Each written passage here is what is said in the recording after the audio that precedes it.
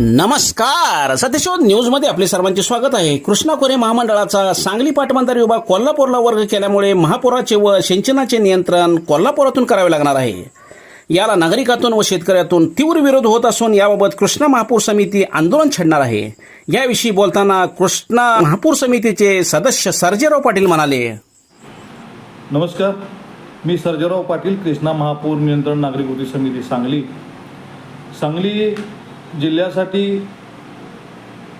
ज्या महत्त्वाच्या योजना आहेत त्यामध्ये टेंबू, वाकर्डे, म्हैसाळ व ताकारी सिंचन योजना या सांगली जिल्ह्यासाठी फार मोठ्या महत्त्वाच्या योजना असून त्याच्यावर देखरेख करणं सांगलीतील अधिकाऱ्यांना शक्य असताना महामंडळानं यामध्ये काही बदल करून सांगलीचं हे पाटबंधारे विभाग कोल्हापूरला हलवण्याचा जो घातलेला घाट आहे तो अतिशय चुकीचा आहे आणि निंदनीय आहे.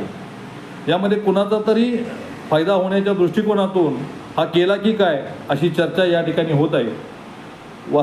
सामान्यपणे शेतकऱ्यांना या योजनेला भेट देणं, मंजुरी आणणं, पाण्याचे परवाने घेणे हे लोकल लेवलला शक्य होतं, परंतु ते आता कोल्हापूर विभागाकडं वर्ग केल्यामुळं या ठिकाणी अनाठायी नुकसान शेतकऱ्यांचं तसंच कर्मचाऱ्यांचं सुद्धा या ठिकाणी फार मोठ्या प्रमाणात नुकसान या निर्णयानं झालेलं आहे.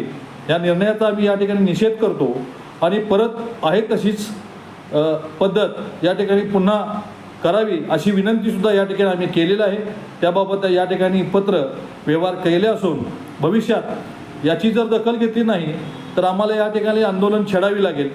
कारण सांगलीला येणारा महापूर रोखण्यासाठी सांगली पाटबंधारे विभागाची भूमिका महत्त्वाची होती आणि ती आपली भूमिका बजावत असताना हा निर्णय का घेण्यात आला आणि अचानक यामध्ये बदल का करण्यात आला. वास्तविक हा महाराष्ट्र शासनाने निर्णय मंजुरी घेऊन हा निर्णय घेणे गरजेचे असताना महामंडळाच्या माध्यमातून हा निर्णय कुणीतरी कुणाच्या तरी स्वार्थासाठी, अपेक्षेसाठी पूर्ण करण्याचा प्रयत्न करतायत का अशी शंका या ठिकाणी उभी राहते. या ठिकाणी आम्ही त्या सर्वांचा निषेध व्यक्त करतो आणि परत पुन्हा ही योजना पाटबंधारे विभाग आहे हे सांगलीमध्येच चालू व्हावं अशी या ठिकाणी विनंती करतो. धन्यवाद.